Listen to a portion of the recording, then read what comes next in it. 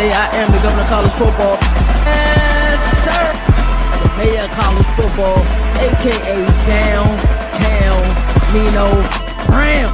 Yes, sir. Welcome to another marvelous episode of Overreaction Monday on a Tuesday again, third Tuesday in a row. I am the governor of college football, and with me as always is a guy that needs no introduction, the mayor of college football, Downtown Nino Brown. Also with us tonight, joining us from the Sunshine State of Florida, and he pulls a lot of strings behind the scenes, the senator of college football, my guy, Mr. Denner Noel. Gentlemen, how you all doing tonight? Not too bad. I mean, it's a beautiful day here by the beach. Can't complain. Yeah, you looking like you were enjoying it down there, brother. Oh, I got burnt. I got burnt. Go Vols, baby. This I think is going to be one of those monumental episodes. I think this is going to be one of those episodes that I don't know if you've never seen what we do here before. I think you guys are in for a special treat. My favorite shows are always the shows where we talk more about the sport than we do about, gameplay and breakdown and all of the stuff that we do so well. So before we get into that, we're just going to do some quick rapid fire. We did have a bunch of spring games this past weekend, and then we're going to get into this Tennessee Volunteers. And it looks like Tennessee really, really are enjoying themselves right now. All right, gentlemen, let's get started. Biggest takeaway from Alabama spring game. We'll start with you, Nino. Looking like Ty Simpson's that guy for them. Made the leaps. But that wide receiver room is going to be legit. They're going to probably have one of the top three, like the trio wide receivers, probably going to be top 3 to top 5 because Holton is as advertised from what I'm hearing, and the other two guys have already advanced, Bernard and Ryan Williams. So Ty's got a connection. He's taking the road. He's the safe bet, I guess you would say. Keelan is obviously, the future, that guy, but it's growing pains, and barring injury, I don't think we would see much of him this year. But yeah, that wide receiver room is going to be something. You didn't see much out of the O-line. They're hurting. I wouldn't say hurting, but some guys are kind of getting little things here. They don't want to, risk anything. So they didn't really do much running, and you didn't see many of those guys in the trenches kind of getting after it. But yeah, it was nice for them to kind of solidify who the dude is without saying who the dude is. You know what I mean? Mm-hmm. Love it. D, now talk to me. Yeah, just kind of piggyback. I'm surprised with how good Ty Simpson looked.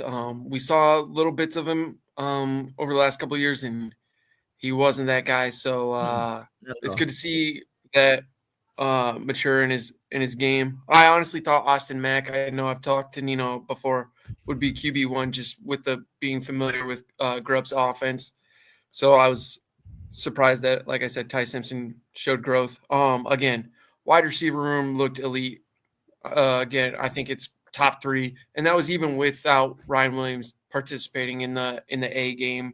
I think that's what they're calling it now. So, but one thing that really stuck out to me is that secondary.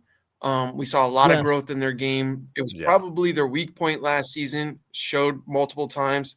I mean, when you let a team like Michigan throw all over you in the bowl game, I know they had some guys opt out, but still. So seeing them finally start to gel and click, I was happy to see that. I'm just blown away as to how Holton couldn't manage. Like, what the issue was in Miami last year? Like, you know what I mean? We heard everything, what he was going to be. We thought he was going to be the guy, and man, he looks like he's ready to pop off. Completely different player. Yeah. Yeah. So I love it. Let's move on. What is your biggest takeaway? And we'll start with you on this one, D. Now, what is your biggest takeaway from the Oklahoma Crimson Combine, as they were calling it this year? Super lackluster. I think it was a waste of a lot of people's time. Sorry, Boomer, I love you, but it was just a crap show. Jacob Snyder, I will say, looked pretty decent in the wide receiver drills that they did. And then health. We saw a lot of guys come back that did come back are finally healthy. That was their main thing last season. So just good to see a lot of players out there healthy again. I mean, they weren't going to, show much, but no, yeah, right.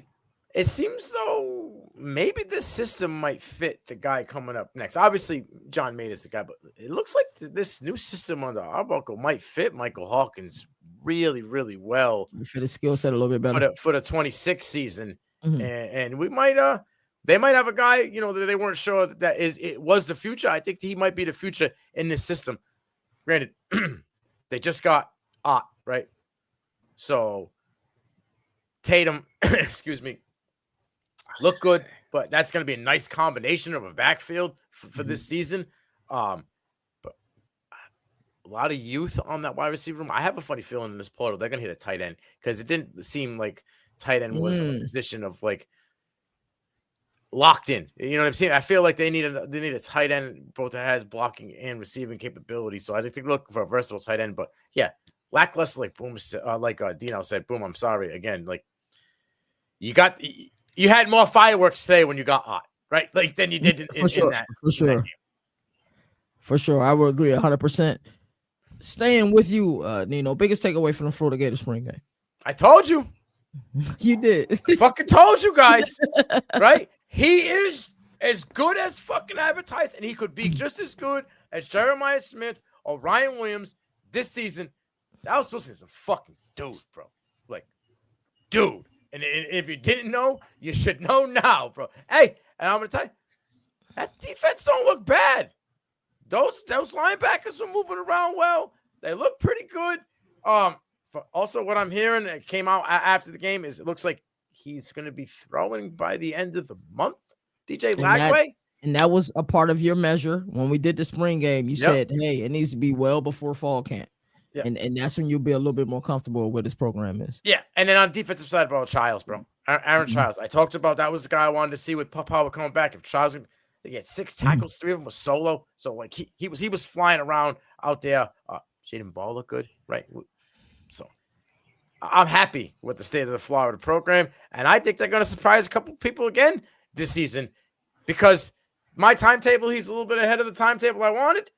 He comes back and put another feather in my man Billy Napier's hat. If this guy comes back at the right timetable and they just come out like a ball of fire, not only did he manage it right and keeps the recruiting class going, bro, this guy's just keeps checking boxes when everybody wants to check him off. For sure. Let's go over to D now. D now, talk to me about your reactions from the Florida spring game. Yeah, I mean, Dallas Wilson looked like everything that we all thought he was. 6'3", 209. I mean, he's bigger than Williams. He's bigger than Jeremiah. And he's arguably could be even more athletic than those two. So that's a scary wide receiver. And that's coming from someone who watches Buckeyes every Saturday. He could honestly like Jeremiah Smith, Dallas Wilson. Like he could overtake him real quick.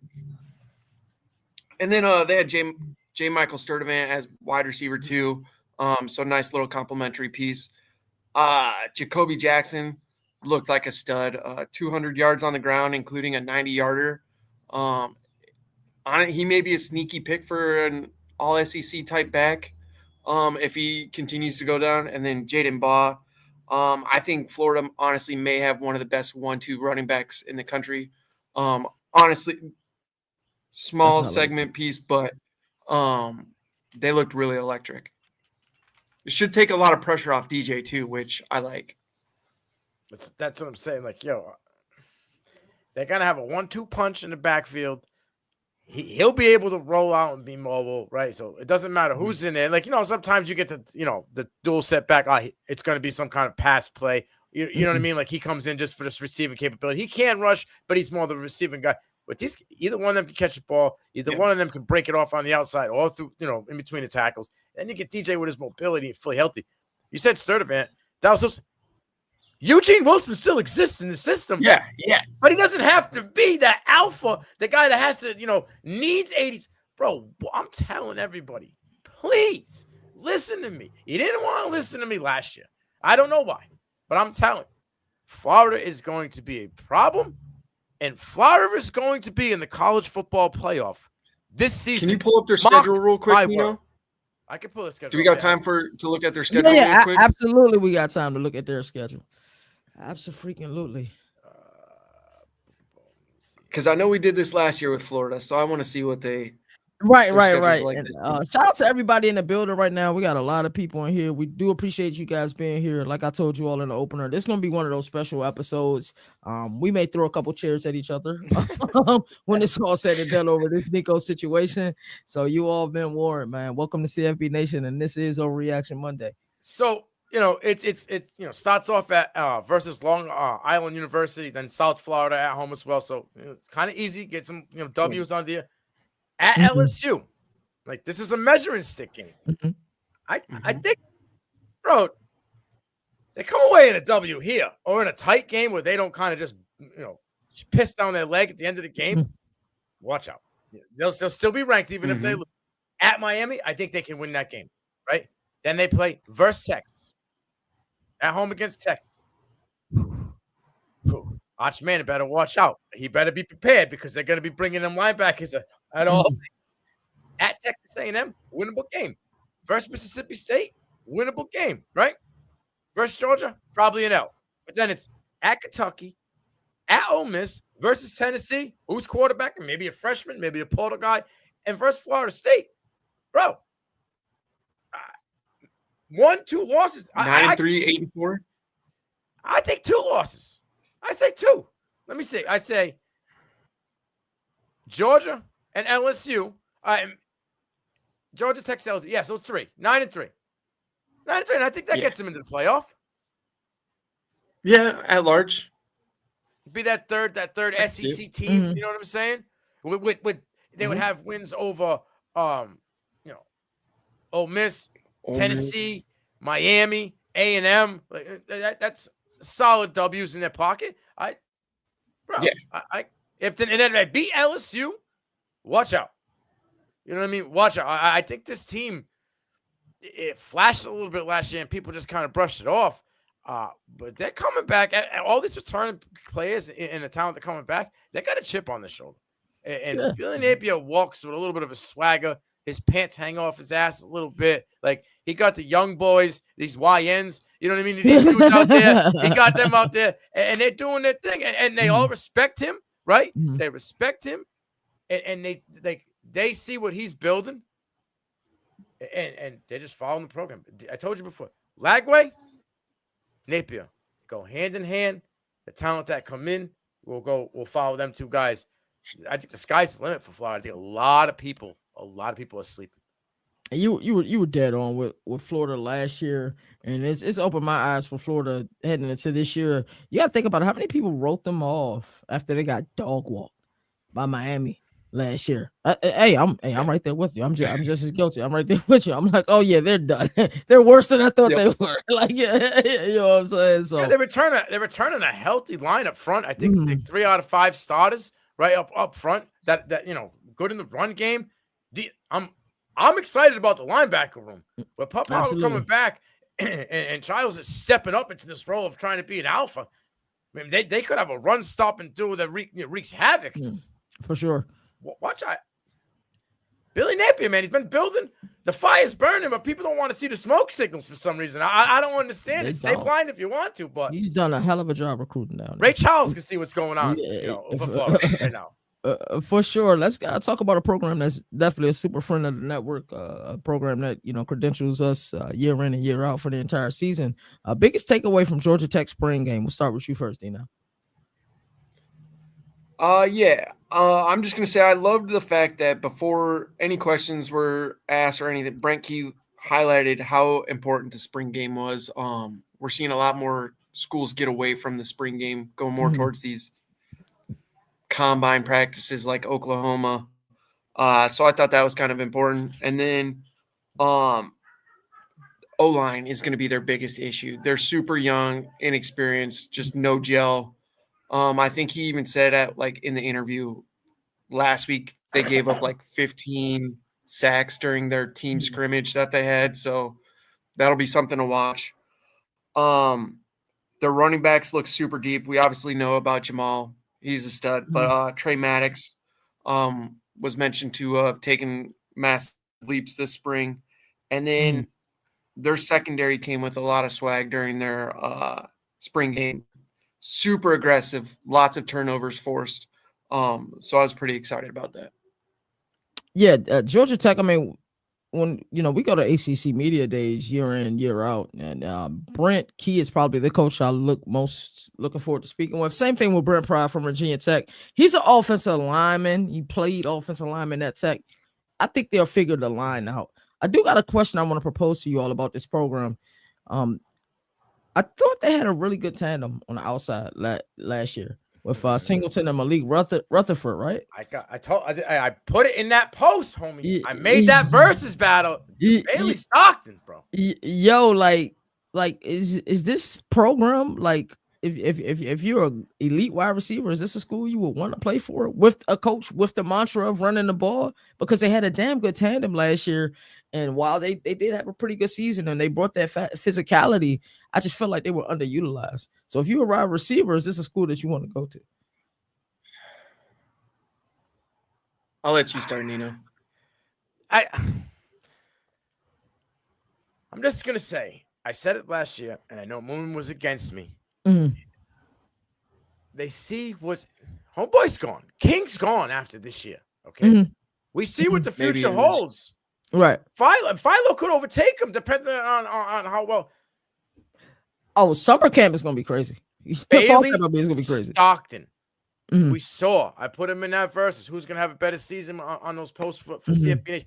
But this kid is going to 5'11", 185 pounds. Only had like 200 yards last year and a touchdown, but he was nails for them. 100 yards, 107 yards on 6 catches. Like this kid is going to be something special. Last year, I think they was trying to stamp their identity. Like behind Haynes King, we're going to be a physical run team. Physicality. Right? We seen against Georgia. Philo brings that physical running game to him, but not like Haynes King. You know what I mean? Like Haynes King just wants to put his head down and run through you. You know, like Bryson Daly. So I think we see this kid and what he brings. Not why wouldn't you want to play that? Like you're not going to be stuck in that ground and pound type game. Like you had mentioned the other round. I like JP Powell. I think he has is a back with hands. Like kind of like, you know, Haynes, who was, you know, absolutely can do everything on the field. So you have two backs that can catch and run. You're seeing some wide receivers come up, and you have this kid, Aaron Philo, I really think is the future that's going to open up this offense. So if I was, you know, maybe not a top 30 wide receiver in the class, but between 30 and 60, which we've seen those guys climb the ladder real fast, that I would absolutely be considering going to Georgia Tech, because I think behind this kid Philo and what they continue to do, especially on the defensive side of the ball, I think these guys in 26, 27 could be one of these top 3 teams in the ACC, kind of the new face, you know, push a little push there. For sure. Brent Key is one of the last old school coaches I think we have left in the sport. Dino, anything you want to add to that? Yeah, I mean, I'll just piggyback off what Nino said. I think I may even take it a little bit further. I would say probably 20 down should look at a school like Georgia Tech if you're a wide receiver, because the ACC, sure, you're always going to have the Clemson up there as long as Dabo's there. Clemson will be up there. But number 2 and down is anybody's game every single year. Year in, year out. We don't know. Right. So, and I mean, with Haynes King, it is more of a physical running. He looks to run a lot more than Philo will. But I think when Philo gets his reps, it's going to be more air out. And when you look at, I mean, they sent Calvin Johnson to the league as an option team. So you always got to know, like, you're they did. That's a great point. I mean, that's the way that's probably my biggest selling point. Yeah, running the flex bone, they sure did. Yo, they bring up as a first round wide receiver on top of that. Yeah, exactly. But you say, why would you want to go there? They're bringing in through the transfer portal 2 wide receivers that went over 1,000 yards that were highly recruited in the portal, and they decided to go there. This is also why I feel like Philo is going to get more reps. Why would, you know, receiving back slot, you know, the one guy's, you know, a deep threat, one guy's a slot guy. Like these guys are guys who need reps, right? Both of these guys had over 55, 60 receptions last season alone. they require that they come in and not to just sit the pine and chill out, bro. These guys want the ball. And I think this is why Philo's going to make a push to get in there because, sooner or later, right? Wide receivers, what about us? What about the other side of the offense? We can't run sets up the pass, play action, right? So sooner or later, these guys are going to eat. And I think Philo, you may see a split room early or they ride the hot hand. I don't know. But I said it to you at the end of the season last year that I thought Philo was going to be the future for Georgia Tech. I didn't know if Haynes King would even stay there. Who knows? Haynes King could hit the freaking portal. Still me now.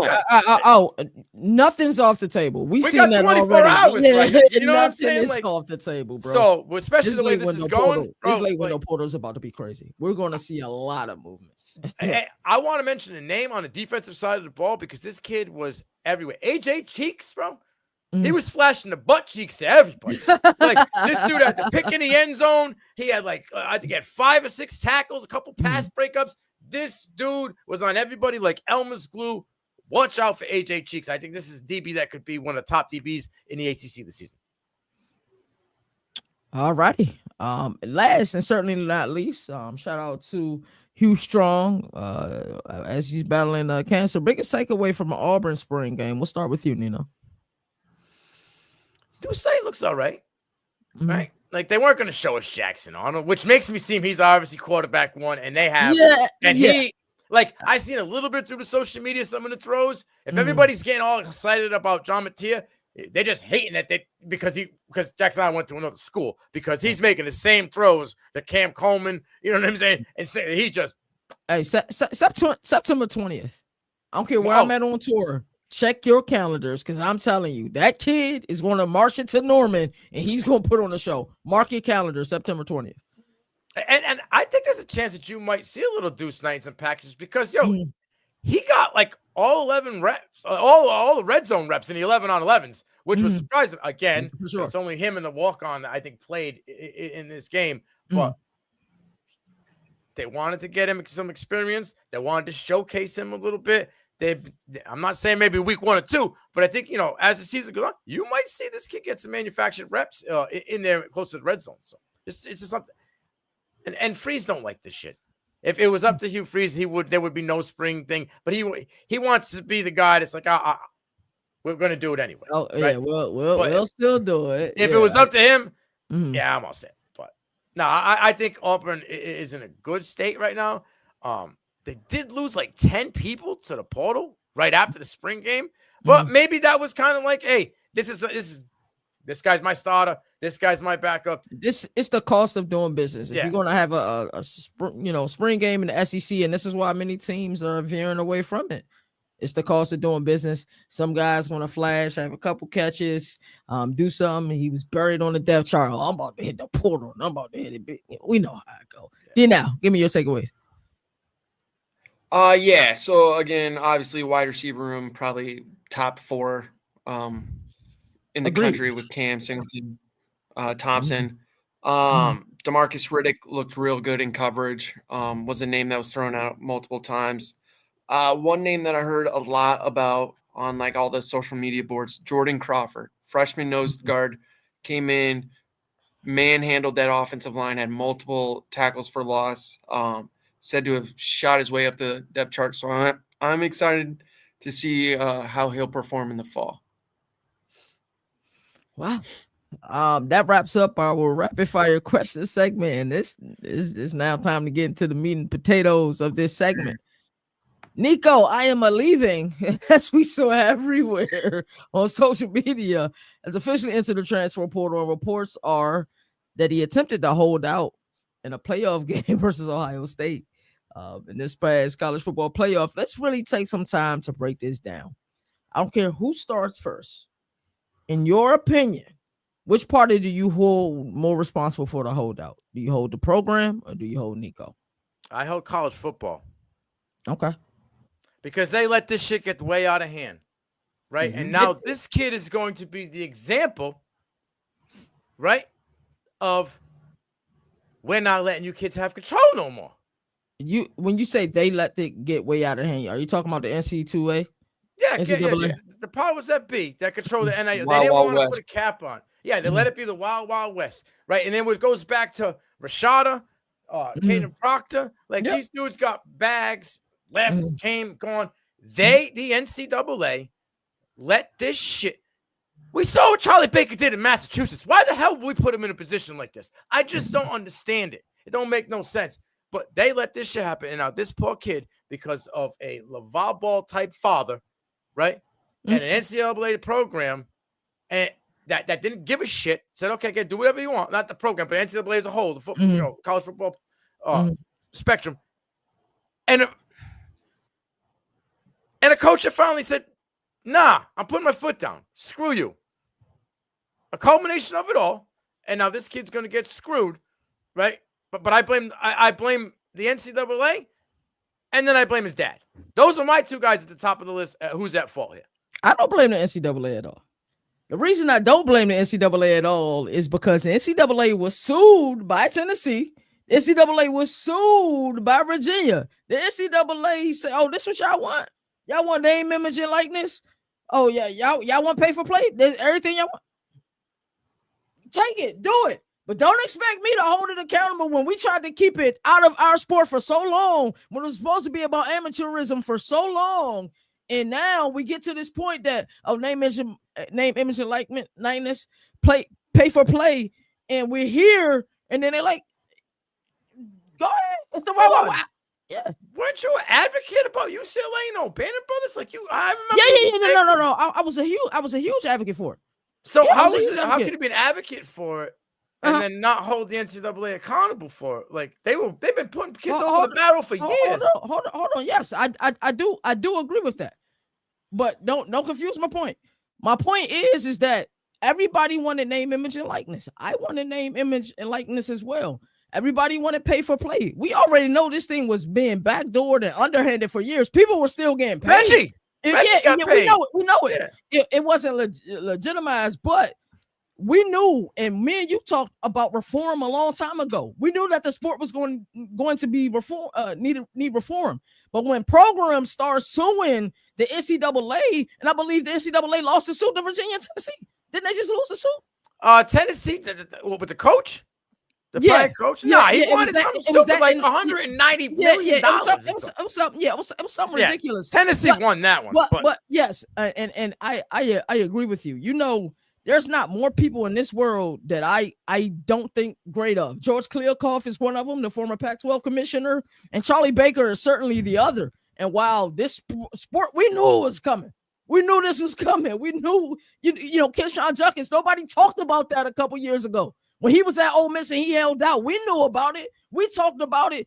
How much, and we're going to get to that later, how much we think. But in my opinion, I can't hold the NCAA accountable for this because this is what everybody wanted.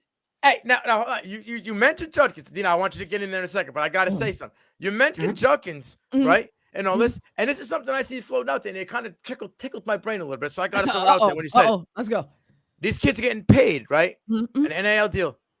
For what? In that contract, I'm pretty sure it says 12 games.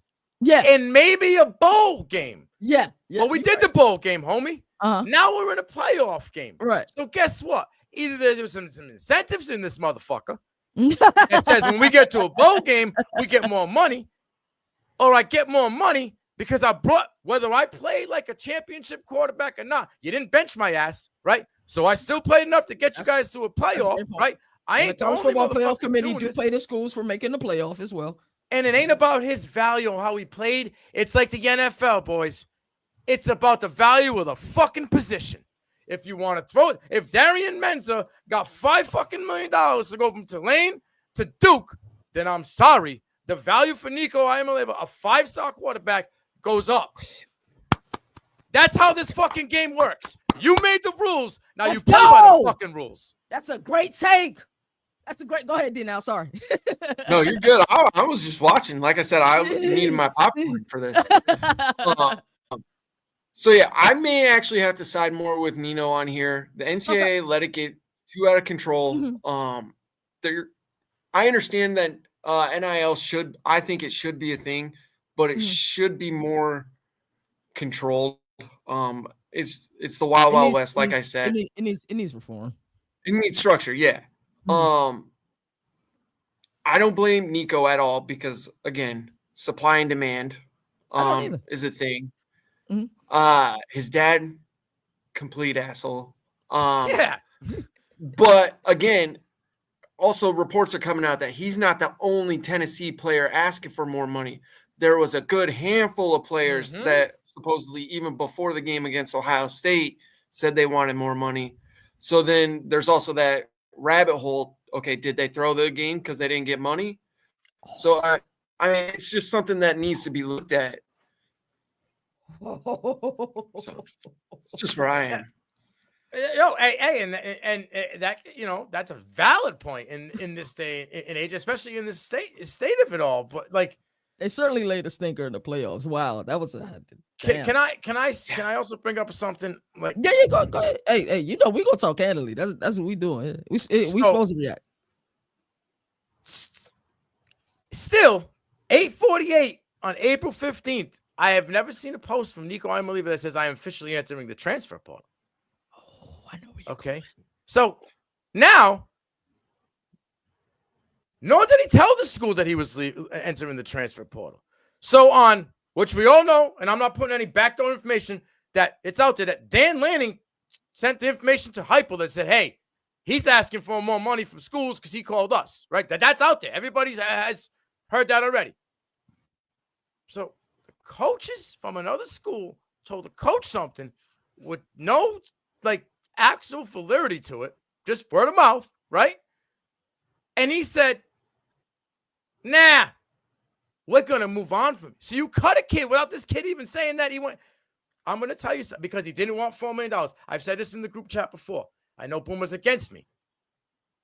If they bring in a quarterback in this portal and he gets paid $4.01 million, watch the Volunteers fan base fucking turn on Josh Heupel. Because everything you just said, he will let this fucking 5-star kid go out the door. Maybe us having a championship to win 9-10 games this year out the window, right? Because you don't want to. Coaches can get fucking paid, but you don't. You wanted to be the tough guy, right? But then you're gonna pay the bag to this next kid. Watch these hands turn on him and watch his ass get cooked 1 year later. Yeah, you want to make an example, motherfucker? You just made an example out of yourself. What not to fucking do? Is there any quarterback that could potentially be out there right now, though, that you would pay more than Nico? Avery Johnson, he would probably get $5.5 million off the rip. He's the only one you would pay more? In the portal right now? Yes and no. I mean, if you had to, like, we'll start with in the portal now. He's the only one? Yeah, he hasn't officially entered, but when a guy that's got 127,000 followers says he's going to enter the portal, even though he was throwing dimes in spring practice today, I'm going to say he's in the portal. Yeah, he's probably the only one. Gio Lopez, maybe, but I'm heard that it's 100% locked and Gio Lopez is going to be he's Bill's guy. Yeah. So there's a guy that plays at Miami that likes money. But that would be sticky situation. Yeah, I don't know how that money would get chopped up afterwards. Right. I know he likes it. But then you got, like, we've gone through it a little bit, like who's out there. Like I don't really see anybody saying, I'm out. Right. Which let's flip it now. Now Nico, and I know, these kids, Nico's probably gonna have to play for half the money. Yeah. Right. We're hearing UNC's out. We're hearing, and this doesn't make now. This is why I say this coach thing is a flex because Tulane wanted to flex and let Darian Menzer and all these fans know, like, we're not cheap. We got money. We just didn't want to pay this kid $5 million. He had 1 year, and we didn't think he was worth $5 million, right? But we'll pay the kid, Nico Iamaleava, $5 million, and it's just show, like, this would have been, typical. Like, this would have been a perfect world. We'll pay Nico the $5 million to show that we're not, cheap. And we're still a team that's possibly in top 25. And we'll let Nico come in here and maybe bring us to the college football playoff, right? That would have been, but the coach said, nah, we're out. John Summerall.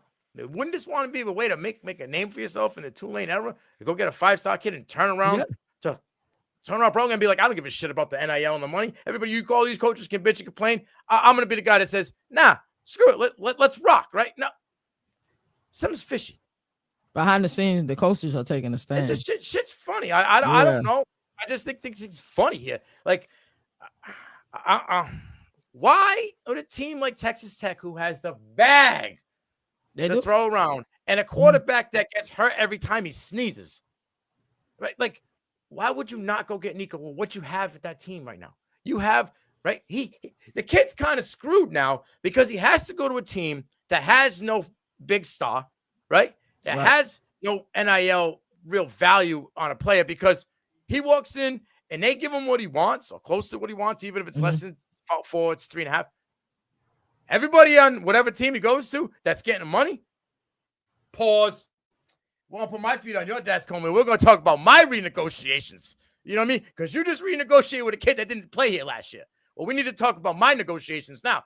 So he's kind of like, dude, his circle is getting smaller and smaller, or where he can go for options. I'm hearing now it's, if Tech don't offer anything, we've gone to Baylor and Houston are the next options. But you have Sawyer Robinson, right? Isn't he the quarterback at Baylor? Sawyer right? Robinson. Yeah. And you have Connor Wegman in Houston. So that's a odd situation. And then I'm hearing there's a chance he could pull a Maurice Corrett and sit this year out, and then just work on him to enter the NFL draft the following year after having a shitty season and all this controversy. That would be terrible. I mean, if Hunter Deckers can go bet on football, go to a JUCO school, and then go into the NFL draft and have a possibility of getting drafted or something, then anything can happen in this world. But to see a kid that was Hunter Deckers was a dog, though, before he got in trouble. He was a dog. Get bet on yourself. Yeah. Let's not Pete Rose this shit, right? You know what I'm saying? Like, but like, yeah. This kid's getting screwed. And we saw USC, UCLA. USC hasn't nixed it out, but his dad already fucked up the money for Madden and everything at UCLA. Madden went to UCLA instead of Tennessee because of his dad and a stupid money issue, right? And he wanted to get out of his brother's shadow. So what now, because his dad screwed up Nico's, situation, now we're going to go shit on Madden's situation and tell, hey, wait another year, homie, because your brother, I fucked up your brother's whole college career, and it's going to take at least 1.5 before he turns it all around. And does Deshaun Foster want to deal with that? See, that's the guy. He's always going to be there.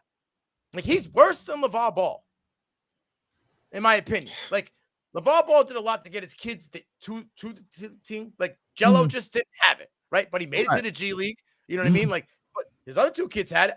Like, the first one got hurt a lot, but he could play ball. Yeah, Lonzo was really good. Dude, so, I don't know. He's well worse, and I think he's screwing up this kid. And I would hate to see this kid have to play for, like I was talking to a buddy of mine, like, is he now the Jalen Rashad or Malachi Nelson? Is he in that group now? I think we have no choice but to put him there. Yep. Yeah, we might see him go to G5, but like, if this dude has to go to like a North Dakota State or something, oh my good Lord. Wow. I mean, it may happen even if it's just for a season. He's got to do something. What he needs to do is, like, I don't know what his representation is, but like, he needs to hire someone legit and just, like, I guess in a sense, just say, Dad, fuck off. Like, let me do my own thing. That's what I would advise him to do. Like, just tell your dad to fuck off. His dad is agent. See, so that's a problem. I don't know if his dad. Well, his dad is his agent. Is he? I'm not sure. Oh, I know it's something about Sky Case Showcase something agency, but I don't know if his father has his hand in. You know how some of this stuff works. Like, it's their agency, because I know DJ's dad has an agency as well. You know what I mean? So, like, I don't know how that works, but if his dad's in the, that's who needs to step in. Big Dave needs to step in and just. They're all tied in. They're all tied. So I'm assuming, like, that family, they're all connected in one way. So, like, that's another reason why I believe Florida State could come into play. Thomas Castellanos is out for the year with a labrum injury, right? Yeah, and Croman or whatever. Yeah, he'll get a decent P4 offer, in my opinion. Somebody will come to fruition, I think, tomorrow when it actually opens. Hopefully, is Norvell on the hot seat? Yeah. Yes. Why would he not say "fuck you all"? I'll pay this dude whatever he wants. Right. Either I'm fired because we had a both of his coordinators. Or we win and I get 10 wins and we win the ACC and everybody says, some of the money. All right, again. Mike, good job. Let's keep Right. rocking with him. Yeah. You know what I Right. mean? Yeah. So I have a funny feeling Dave and that family are gonna have to step in somewhere and kind of smooth this over and kind of just hog tie Nico's dad. Like, bro, just chill out for a minute, bro. Chill the fuck out for a little bit. Let your kid, let this buzz chill out for a minute, and we'll go from there. Like, if Jake Garcia signs to a team before Nico Iamaleava, like shit's crazy, right? Like, you know what I mean? Like, we're seeing dudes dude, Tristan Chambliss just signed to Ole Miss, bro, from the SES. Like, dudes are going to SEC programs from FCS, and Nico's D2 to the SEC. Yeah. Has Nico filed the paperwork yet? Now, what happens if he doesn't file the paperwork and just keeps showing up? Right? Like, what if he just shows up to fucking football practice, bro? Fuck you. What happens? Has he officially kicked off the team? They said they were moving on from Nico at quarterback. Yeah, they said they were off the team. They said they were moving on from him. I'm not sure. Moving on from him at quarterback. Right. Didn't say he was off the team. I would hope that wouldn't happen. I'm just saying, there's a lot of when you start stirring pots, bro, Mhm. and shit gets hot, it bubbles. You can't control where the bubbles break. So let's continue this conversation and move further. So I mentioned Keyshawn Junkins a little bit earlier. How much do you guys think this happens behind the scenes? Do you think every program deals with at least one holdout throughout the year? We kind of saw what happened at UNLV the beginning of last season. That had a lot of us talking. How much do y'all think this really happens as far as the holdouts? I don't think it happens as much as I think it's a onesie twosie sort of thing. Mm-hmm. Yeah, or if it does happen, it's not like this magnitude. It's maybe like, hey, can you give me like an extra $100,000 here or something, like, I hate to say small, but something small-ish in comparison. I don't think it happens from the magnitude of missing games, but do I think players will probably hold out from practice or threaten to do it? You got not in this day and age of social media. If a dude is not at practice, right? Mm-hmm. Everyone's beat writers all over those schools are going to put it out there, and it will be noted as unexcused absence, no injury determined. And then guess what? That coach is getting asked after that practice. Right. Where was homeboy? Right. The way that coach answers, they could even if he doesn't answer, we'll answer the question. You know what I'm saying? So I don't know if missing practice is a thing. And I don't know if people asking for more money is a thing as of maybe the last 3-4 years like that, because just look at how unorganized and stupid setup though Sluka's situation was. His agent wasn't even licensed to do any work in Las Vegas, right? Yet the kid was on a Las Vegas team and he was trying to renegotiate money mid-season. Like, that is so like sloppy Joe-ish. You know what I'm saying? Like, I don't think this happens as much as people think it happens. I think it's going to start happening more. And this is why I blend the NCAA. Okay. Yes. They want to, let's put this in a WWE perspective. They have Vince McMahon, right? NCAA and Charlie Baker and Vince McMahon. CM Punk and Triple H and all these freaking guys are bitching and moaning, blah, blah. And Vince McMahon said, okay, go do what you want. Guess what? He let them do what they wanted to be a dick about it. It didn't only hurt them, it hurt him, bro. He had to go out and buy WCW and all these others and bring the outside. NCAA doesn't want to do that. You know what I'm saying? That there will be something before the start of the 2025 college football season, whether it's intricate or not, that runs down this NIL shit. Right? It'll probably give, a cap on shit when you or when you can renegotiate or if you can renegotiate, if it's a game by game check, you know what I mean? If it's a lump sum, if you hit the portal, how much you have to get back, but how much you've played. Something has to be done. And once that stuff is all done, because the NCAA doesn't want this to go again with someone of a bigger. If someone by the name of Arch Manning pulls this shit, NCAA doesn't want that shit on their hands. They say all press is good press. That wouldn't be good press for them. because you got a lot of powers that be on the outside that would make that pop bigger and hotter real quick. So I think you're going to see this kind of try to be nipped in the bud, even if it's not this big thing, something small to start with. I have a funny feeling you're going to see some before football kicks off the show. So I think, honestly, they need to kind of take a page out of the NFL where it's like, I don't know if it's like 2 or 3 years that the NFL does, but it's X amount of years before you can restructure or extend a certain player. So whether that's like 2 years in college, then you can renegotiate and get more money for that last year or the last 2 years, however long you plan on being there. But there needs to be some sort of, something like that. There needs to be some sort of structure in there, so it's not like every single season we're going through player XYZ wants another million. So by the time he's there 3 years, he's asking for $7 million a year when it started off at 3, something like that. But let's use Deuce Knight, for example, right? So I think his value is like $2.5 million NIL value right now, right? So if they did it 25 games, then you can renegotiate your NIL, right?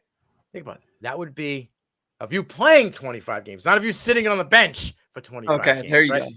So now you're looking at his junior year, right? Which you're eligible to go to the NFL draft, or I'm going to stay and let's talk money. But then the next time you can negotiate, you can't negotiate because you're going to the show because there's no COVID year left over, right? You might have a medical year of eligibility. Hey, and then maybe you can renegotiate. But who's going to renegotiate with a kid coming off an injury?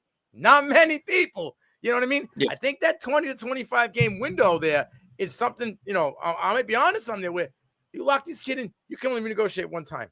Or when you transfer to the school, then it's whatever. So how does the 25 game ordeal, how would that work with the portal? It makes these kids you have to leave a school to make more money. You know what I'm saying? Okay. So like, all right, if I'm a freshman, I didn't play it all. I redshirted, right? So whatever money I sign of my commitment date, right. Whatever that agreement is, it is whatever. But that's 0 games played. Can't negotiate. Sophomore year I play, right? I play. I'm in every game. I might not stop, but I'm in every game. Say that's 12 games, right? Junior year, I start every game. 12 games. We make the playoff. That's 13 games. There's 25. Now I'm going into my next season, right? My redshirt junior season. Let's talk money because that $250K that I signed when I was, a top 125 DB.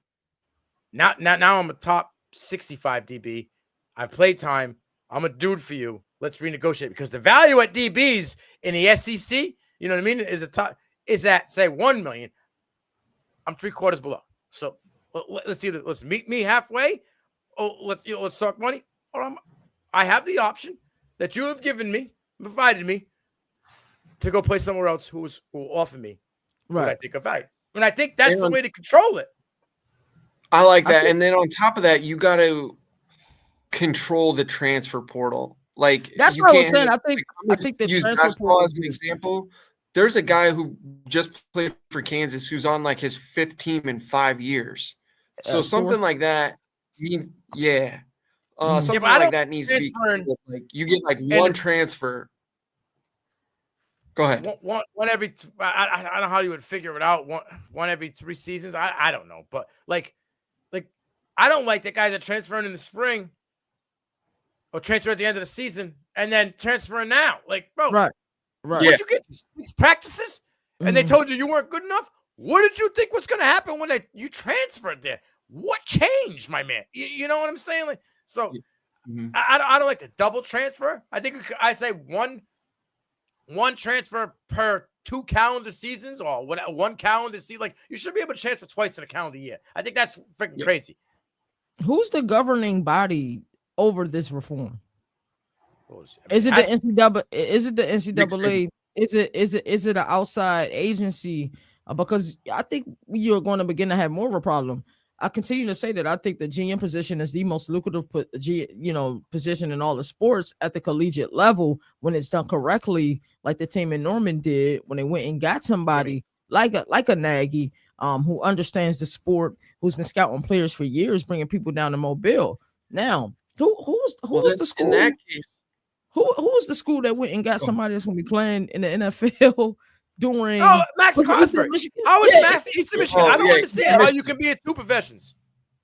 Yeah, that's why I said who's gonna be the governing body over reform? Because we need reform in more than just one way. We need it as it pertains to the portal. Who's the governing body? We need reform as it pertains to these holdouts and players asking for more money, and then we need reform with some of these schools that are just signing on names just to sign on a name to maybe get some recruits. But like that GM position should be taken very seriously. Like I think Oklahoma Sooners did it in basketball. Isn't Trae Young like the GM? Yeah. Like, what are we doing? And during the NBA, how's he gonna do that? Like seriously, what are we doing? So we do need reform, but how do we do it? Is the question I have, and who's the governing body? If it's the NCAA, because the NCAA can't just worry about college football and college basketball. It's a myriad of sports. How do they do it? And that's where I'm at a loss. There needs to be a created bureau. I agree. Okay. Chip Kelly who's the chick that we love? That we thought that I brought up before the money. Yes. She should be part of it. I think you should get an ex-NFL representative, or even like a USFL or someone on the outside that sort of bring them in, right? Maybe get like a young business major football player that like doesn't have it, not going on to the next level. Right. Like, you know what I mean? Not going to coach, but has the football smarts and business aspect. You kind of got to get a little bit of everything in your Venn diagram. You have to have a little bit of them all in this bureau to make it work, especially for the inaugural one. You got, because it's got to be right. Because right now there's a lot wrong. You know what I mean? So if you hit this running off the rip, I think you might have a little bit of settlement amongst the whole spiel of it all. Players, owners, general managers of schools, presidents of schools, coaches. I think it would all settle a little bit if you knock it out the park early. You know what I mean? You let this go another year. Like, what if Jeremiah Smith wanted to transfer out of Ohio State? What do you think he's going to ask for? 10. That's what I'm saying, right? Like, maybe. That's crazy. Somebody would pay him that. All right, they would 100%. Right? But I'm just saying, so like you could see something happen in another way. I'm just saying you don't want the Arch Manning. I'm not using him as an example because of how much stout he has with little girls in Texas know Arch Manning. Little boys in Oregon know Arch Manning. Like, you know what I'm saying? Like he's almost becoming a household name without even having to really play much. So if a guy like that said, I won 8, bro. We went 11-1 this year. Right? We just won a bowl game. We got to buy in the playoff. I'm not playing unless you give me another $1 million. Oh, you're gonna crap another $1 million somewhere. Yeah, I'm about to say the college football committee just gave the school $20 million. I ain't saying I want 10%. Just saying I just want my piece of the pie. But imagine if that happened in the same calendar year as Nico. Right. The narrative would be the NCAA done lost it. It's unraveled. Right. Fire them all and start from scratch. Right. We do need a governing body. This is something we've talked about the last 3 off seasons. Like, we need reform. I'm in my mind, I can't get to how do we get there. I just don't think it needs to be the NCAA. I think it's to be outside guys have to lead it. It needs to be kind of like how the NFL does it. As much as everyone hates Roger Goodell, the way that the NFL is kind of run, you got the main guy on top, and then he's got like 3 deputy GMs. One could be in charge of recruiting. One could be in charge of NIL. I love that. Everything else, like the transfer portal, everything else, but they all answer up. And I think there's only one name that could be that top guy to start off with. BS. It has to be Nick Saban. Yes. That's how I think. Yes. Like that would be fantastic. But he walked away because he didn't want to deal with this shit at school. But what better person to rein it back in? That's what, that would be and the accountability piece is going to be there. This is how it's going to be because Nick Saban fucking said so. And he's going to have his guys back him up. Bill Belichick. Brian. All his boys would come to the table for him. They like that. They like the mob. They like the mafia, and it would be beautiful because the accountability is needed, and you need it where it's 100% black and white. We don't need gray areas. oh, but because we just giving people, red shirt years. We're just handing them out left and right. Like, bro, at some point you got to stop playing college football. I understand You're just not good enough to play. Yeah, you know what I mean? Like that So Miami tight end Nick who's on Saban your would be 10. perfect. Yeah, bro. Like, sorry. Like, Cam McCormick. No Oh hate my to you, bro. goodness. But 8 years in NCAA at Miami and how many other schools you transferred to. But you're 25, 26 years old. Like, if you get drafted, you won't be almost 30, bro, as a rookie. Something wrong with that. Van Wilder didn't go nowhere after he left college, bro. You know what I'm saying? Like, so we got it figured out. But like, Nick Saban likes the big chair, bro. He does. Give this man his golden velveteen chair, roll his ass into this big office in the sky overlooking somewhere. You know what I mean? Like, and this man rule with an iron thumb. It's got a ring to it. It needs to happen. And I love what you guys put together as far as the mandatory minimums, as far as you go to a school, you can't, no contract talks the first 25 games, having that governing body. I think we're truly getting somewhere, and that somebody like Nick Saban in that seat, he gonna hold you accountable, and he ain't gonna care if it's Alabama. If Alabama will do something they're not supposed to, he gonna hold them 100%. And he may hold them even more accountable. Well, yes, y'all know what I do. Yeah, and y'all know my name. So let's another thing I wanted to talk about, what impact will this have on Tennessee's ability to recruit and players' loyalty factor? Because we know coaches are high-fiving behind the scenes. Tennessee, way to stand up. As of now, it looks like Nico may be struggling to find another opportunity at another school, and he's probably going to get it at yesterday's price and not today's price, because I don't think he's going to get the money that he wants. So what does that look like for Tennessee and Heupel? Because I love Avery Johnson. I think he's magnetic. But I do think that I'd rather go play up against Big 12 defenses than these defenses in the SEC. And is this a forward move? This is a lateral move. How do we feel about it? Listen. They're not going to I'm going to take a little piece out of Boomer's book. Winning will cure everything. 100%. If they don't go in the portal and they go with a combination of Jake Merklinger or George McIntyre, and they win 9 games, and they're in the SEC, and there's a possibility of them being the at-large bid from the SEC to the college football playoff. Cool, you say there's a bunch of money, but I'm going to tell you what's going to happen. One of those quarterbacks is going to say, yo, that $225,000 that I signed for, I wasn't supposed to play until next year or the year after. I just led you to 9 wins. Let's sit at the table, buddy. Give me more money. Cycle. It's not going to change anything. It is not going to change the fact of who comes in and out of there, right? Is it a lateral move for Avery Johnson if he goes to Josh Heupel's system? No. It's the SEC. Way more fucking eyes on you. They automatically say the competition is automatically better. If you go to Tennessee and you clean up the mess that the Iamaleava family left there, you automatically go to GM's eyes like, ba-doom. He got intangibles, right? He could put the team on his back. All the talk in the background don't affect him. Ice water in his veins. It all works out for you, right? I don't think this is a lateral move anymore. I think this is a triple jump. We go from Kansas State to Tennessee. What about the program? What about, is this a lateral move for them? Do you guys think I just don't know if he fits the system. You guys know I'm not the biggest fan of the Veer Shoot. No, but he's a mobile guy. I just hate it. Yeah, he is. Like, Veer Shoot is designed for that first. See, this is also a thing I think. I don't have much time left before I got to get off, but I'm gonna rewind a little bit. This is also why I think this was 9 months in the working. This was a baby brewing at Tennessee, right? Because last year I said to you, something's not right. You did. This is a quarterback that's known for spraying the ball around, being able to move out of the pocket, making off-platform throws, right? This is what we saw him do.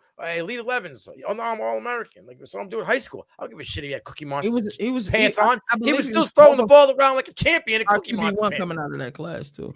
Yeah, well, at least top 3. Jackson Arnold, and there was another gentleman like was it Arch? It was Arch that year, right? Yeah, Arch, yeah. So those are the 3 guys. So I like Nico better than both of them coming out of high school. I told you he was my guy. We've had many discussions about it. But he was having trouble like throwing to one side of the field, right? And he was just like kind of having trouble in the first read. Like he had to see the guy come open. But the Veer Shoot is designed to have one guy always open. It is. So for me, it just seemed like last season was kind of set up to.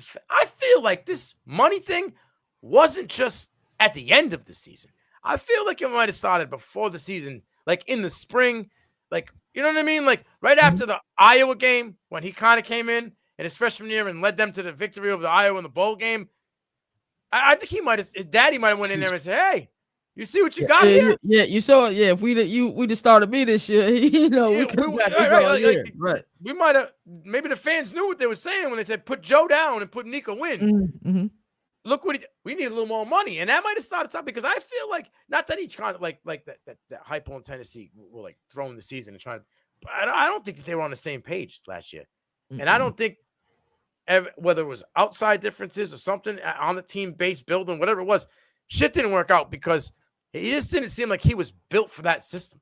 When you're having trouble in first read in a system that's made to have a hot first read, my meter goes, something's not right. You know what I'm saying? The offense changed when you went from Alex Golis to Joey Hazel. It's the same system. It's still the Brown system. So you're right. Something has looked different over the last, couple seasons at Tennessee. So I'm happy for Nico if he goes into a system that I think fits him really well.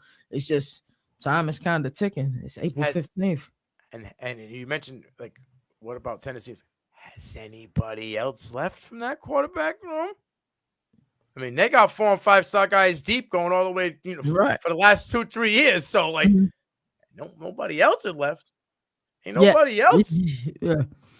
Nothing. So, like, the fact that they, like, last year that they just kind of made their team Dylan Sampson. And then they let Nico out to dry a lot. Like, they took Dylan Sampson away for a whole 2.5 quarters in games. And me and Dino were like, what's going on? Why are they not running the ball? Would they set up Nico to kind of fail? Hey, your daddy's giving me a lot of shit, dude. I'm tired of hearing stuff. You go out there and prove to me you need a contract raise. You know what I mean? Like, now that I take what I saw last year and what we're hearing, and I'm just trying to put the puzzle pieces together, man, there's a lot of shit I think we ain't hearing yet that we're going to hear real soon. They're going to make this real ugly real quick. I just feel bad for the kid. Not one word out of his mouth. Not one post on social media. Not one teammate said anything bad about him. Nothing. Yeah, he's getting dragged his ass through the mud. He's getting treated like Bo Callahan in the movie Draft Day, bro. Like it's crazy. It's sad. And we kind of already addressed how this impact the sport moving forward. Let's get into our final words. I know we got stuff to do. A shout out to everybody who's been tuning in. Like I said, we are CFB Nation. This is Overreaction Monday. We're doing it on a Tuesday. Fellas, this is our biggest episode ever. Clap it up for yourselves for sure. It's definitely been a huge one. Shout out to D now to be able to make it while he's enjoying the Sunshine State. So lasting words on this, and then we'll get out of here. Let's start with you, D now. I guess lasting words is, again, feel bad for the kid, but there's got to be, someone's got to fall on the sword for change to happen. I agree. I would love if we did an episode on this governing body. And I really wanted to like deep dive. Forget an episode; it could be an upload. We really handpick who we think should run it and how it should be run. Yeah, I want to do that. That what you guys just came up with was brilliant because in my mind I couldn't quantize how do we do it. So that's we have to figure that out. So maybe when you get back home, D, now we need to figure out a day for that. We could do that. Yeah. My closing thoughts on this is, it sucks for the young man. And you said someone's got to fall on the sword, but someone's also got to pull that sword out of the fucking stone. Yeah. And if this dude goes down and they put him on one knee and he pulls that fucking thing out of there and goes and balls out wherever he goes and gets himself drafted, in a top 40 pick, they're going to put this dude in a monument. Right? He's going to make a monument out of him. Like, they shit on this kid.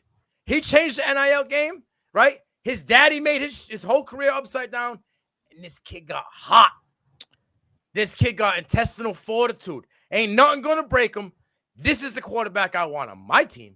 This is the guy I want to build a program around. Go out there and crush it, Nico, wherever you go, whether it's freaking James Madison, whether it's Notre Dame, whether it's North Dakota State, whether it's Circuit City University, bro, whether you go JUCO for a fucking year, whether you go, you know what I'm saying? Whatever it is, keep playing football And at some point, homie, sit down with your old man and just be like, yo, I'm old enough. I'm 18 years old. I'm making grown-ass men money. I'm supporting your ass now. The tables have turned, right? Sit down. Let me cook, homie. And we'll be good for the rest of your life. Put the ball back in the kid's hands. Because it's been in his hands since he was probably 8 or 9 years old. And for some reason, a greedy parent or a greedy agent decided they were going to take the ball out of the kid's hands. Well, it's his future. Let him bounce the ball. Let him make that Hail Mary pass, right? Like, don't be the kid that pushes him in the wrong direction. Let this kid decide his future. Because, you know, if you were as good enough parent as you was, you guided him in the right direction already. Now fall back, homie. My last 10 words of this, I am always going to side with the kid. I'm always going to side with the kid. I will think about what happened to Jaden Rashad. It should never happen to anybody again. Nino mentioned that earlier. Even with the Caden Proctor situation, I'm still siding with Caden Proctor. It is what it is. I think about Maurice Claret. I think about Willis McGahee. Willis McGahee, he was fortunate to have a pretty decent NFL career, but what happens if he don't? I think about Marcus Lattimore. A guy that was probably going to be a damn good NFL player. Yeah. And, you know, his injury, and, you know, back then they were probably getting paid illegally, but we don't know that. So I'm going to always side with the player. That's really my lasting thought. I truly hope Nico finds a home. I hope he is in a system that fits his skill set well. And I hope he balls out. And I hope some way, shape, or form he gets an opportunity to play Tennessee this year. This is the sport. This sport is growing. I think I saw more people talking about college football during the college football playoff than I ever seen before. But I think what these gentlemen came up with, both D-Now and Nino came up with, that governing body, who should be running that governing body and how it should be ran. I think this is a start to the reform that we need. And so I always like to say, before I even get to that, shout out to everybody who was in this episode. I truly appreciate you guys. I knew this was going to be special. I just had that gut feeling, even when us pushing it back of there. I knew this was going to be one of those special ones. So thank you guys. Thank you to everybody who tuned in. Like I said, this is our biggest episode ever. I think we got 186 concurrent people in here right now. Yeah, that's crazy. As I always like to say, there are no more victories in the sport. That's the 5 of the fans. That's why college football has the greatest regular season. And until next time, you all take care. One. Yes, sir. Today I am the governor of college football. Yes, sir. The mayor of college football, a.k.a. Downtown Nino